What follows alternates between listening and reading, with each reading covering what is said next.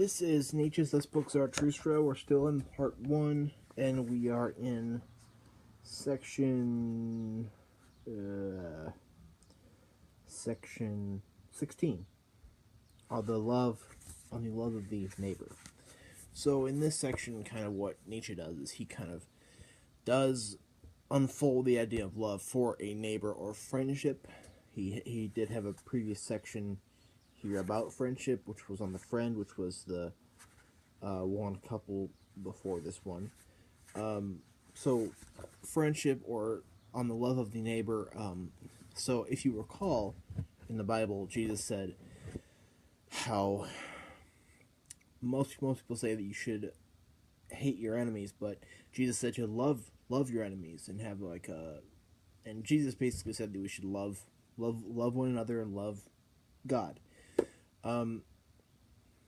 As you know, Nietzsche was not somebody who would agree with the Bible, or he was not a religious person at all.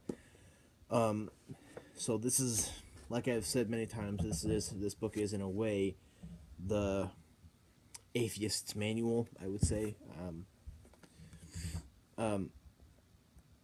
So Nietzsche does not speak out against love. He does not speak out against friendship, or he doesn't dislike friendship or companionship or being neighborly at all. However, he has to make a few clarifications. The overman, as I've mentioned many times, is one who has overcome that of his own existence. He has overcome man itself, and he is striving towards his own perfection. He's striving towards, creating something, being a creator rather than acknowledging a created. He is basically trying to reach his own perfection in a way, but which means going beyond that which he himself is, going beyond the man, and which is the Übermensch or the Overman, which is basically going beyond what man can acknowledge, and basically, perfecting his existence by going beyond it, basically. And in a way, friendship can detract from that. So Nietzsche's clarifying this, basically. I say unto you, your love of the neighbor is your bad love of yourselves. You flee to your neighbor from yourselves and would like to make a virtue out of that. But I see through your selflessness. The you is older than the I. The you has been pronounced holy, but not yet the I. So man crowds toward his neighbor. So the I is almost like individuation or individualism, becoming a I, which is going to become holy, and that man who overcomes himself is going to become this I, which is a individual person.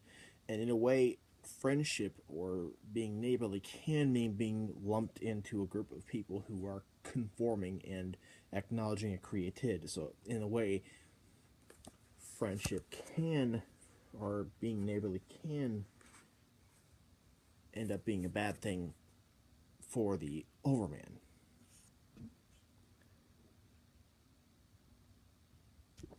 So,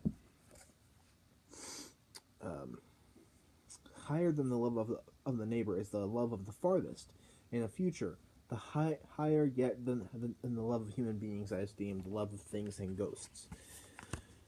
So, like, loving your neighbor is secondary to loving that which you are striving towards. You cannot endure yourselves and do not love. You cannot endure yourselves and do not love yourselves enough. Now you want to seduce your neighbor to love, and then gild yourselves with his error. Would that you could not endure all sorts of neighbors, and their neighbors. Then you will have to create your friend and his overflowing heart of yourselves. You invite a witness when you want to speak well of yourselves, and when you have seduced him to think well of you, then you think well of yourselves. Thus speaks the fool. Association with other people corrupts one's character, especially if one has none. So, what's being said here isn't that you should have no friends, or it's not being said that you should not have any companionship or neighbors at all. It's saying that it should be done while putting the farthest of the future, your perfection, the overman, and striving towards a certain point,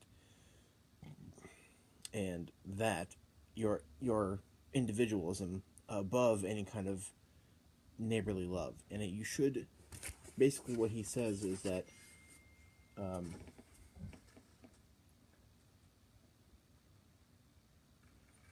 um, sorry, my taxes sent me an email saying that I got a refund. Okay, my brothers, love of the neighbor I do not recommend to you. I recommend the love of the farthest. Thus spoke Zarathustra.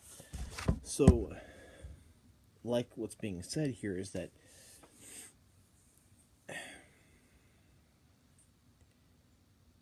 you should have friendship, and you should be neighbors with each other, but you should all work together, not as this big clump that, does one thing and is just a big lump that is conforming to each other. But you should be all individuals who work, who still in a way work together to strive towards each person's perfection. So you can still be a neighbor, you can still have friends, you can still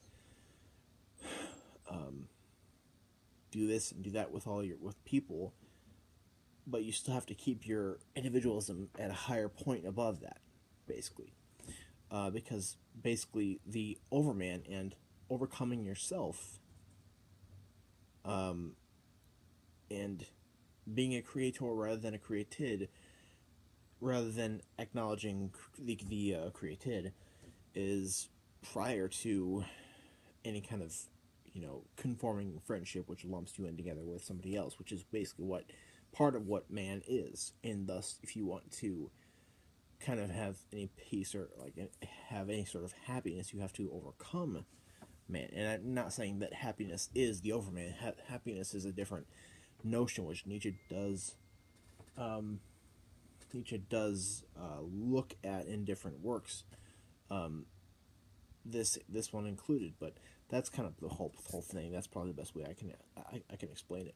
If you think I messed something up or left something out, comment below, and I'll continue on.